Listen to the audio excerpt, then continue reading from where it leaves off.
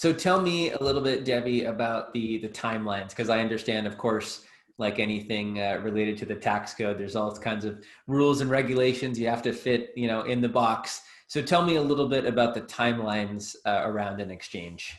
So from the close of the sale escrow, we'll start the official clock that IRS gives the taxpayer to accomplish their exchange. So there's two clocks that start on that given day, the day after escrow closes.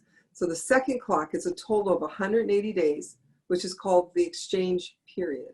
And what that means is that they have that 180 days to buy, close escrow, and be done with their exchange. So sounds pretty easy, right? But the first clock is the first 45 days of that 180 are separated out, and that's called the identification period. So now they only have 45 days to identify what they will be buying, what they will be closing on if after the 45 days have elapsed. So this is really an important, it's really important with this 45 days. Would you like me to go ahead and talk about some strategies with the Yeah, why don't you tell us some, as far as that identification period, what would be some strategies to make sure your 1031 exchange is successful?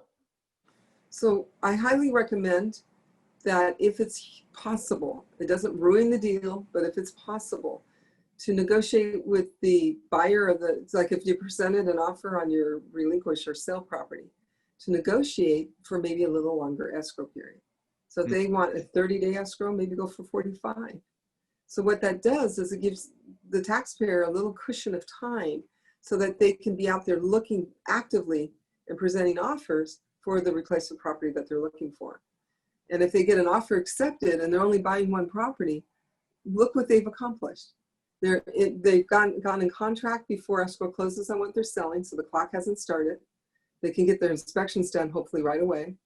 And so maybe what they can do, since if everything works out fine, they can close before the 45th day is up, and now they have what IRS calls a perfect exchange because they were able to close within that 45 days. They don't even have to identify. But if they don't, say it all falls apart, say it goes the other direction. Right. The benefit there is they still have a 45-day safety net that they started an escrow here, so that time didn't take away from the clock that will start ticking. So the 45 days is like a safety net, so they still have time to put it together.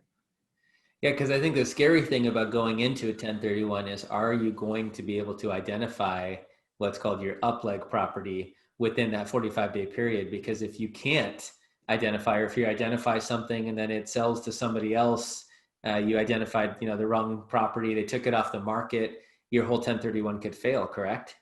Exactly. So this is what I say. People call me up and they say, do I have to be in contract? Do I have to be in escrow, for my replacement property when I'm identifying?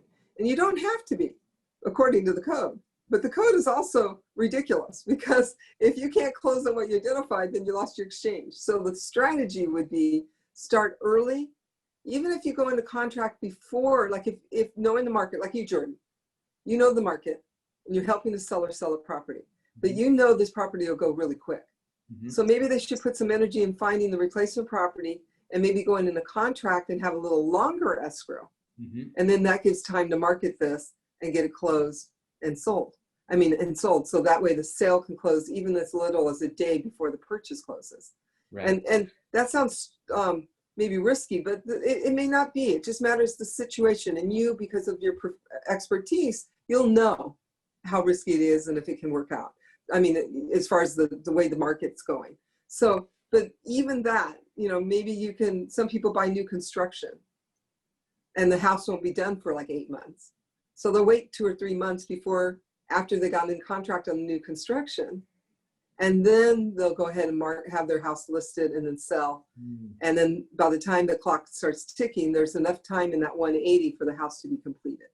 So there's things they can do. So you can always go into contract anytime for a replacement property, but what's most important is the sale has to close before the purchase in this type of an exchange.